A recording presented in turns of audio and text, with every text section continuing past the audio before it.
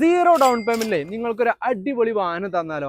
ഇങ്ങനെ ഒരു വീഡിയോ നിങ്ങൾ കാണുമ്പോഴേ ഒരുപാട് ആളുകൾ അയിമ ചിന്തിച്ചിട്ട് ആ ഒരു വാഹനം എടുക്കാൻ ശ്രമിക്കാറുണ്ട്. അങ്ങനത്തെ ആളുകൾക്ക് വേണ്ടിയിട്ടാണ് ഇന്നത്തെ ഈ ഒരു വീഡിയോ.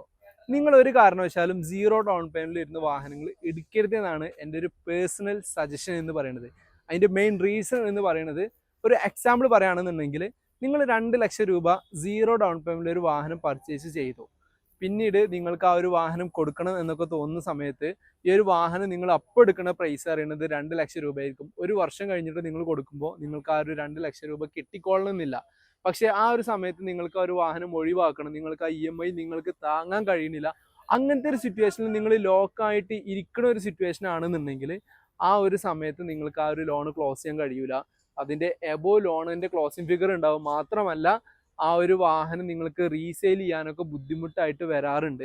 അങ്ങനെ ഒരുപാട് കേസസ് നമ്മൾ കാണാറുണ്ട്. അതുകൊണ്ടാണ് ഞാൻ ഇങ്ങനൊരു വീഡിയോ ചെയ്യുന്നത്.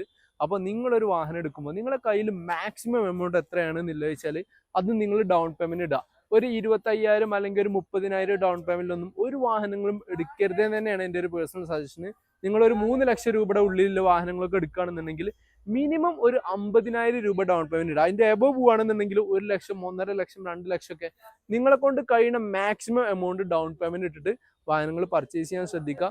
അതിൻ്റെ മെയിൻ റീസൺ ഇതാണ്. അതിൻ്റെ ഇൻട്രസ്റ്റും കൂടി വരുന്ന സമയത്ത് നിങ്ങൾക്കത് താങ്ങാൻ കഴിയില്ല. പിന്നീട് നിങ്ങൾക്കതൊരു ബാധ്യതയായി നിങ്ങളെ കൂടെ ഉണ്ടാവും. അപ്പോൾ ഇങ്ങനത്തെ വീഡിയോസ് കാണാൻ വേണ്ടിയിട്ട് ടിപ്സ് ഓഫ് ഫാസ്റ്റ് സെല്ലർ എന്ന പേജ് ജസ്റ്റ് ഒന്ന് ഫോളോ ചെയ്ത് കൂടെ കൂടിക്കോളൂ.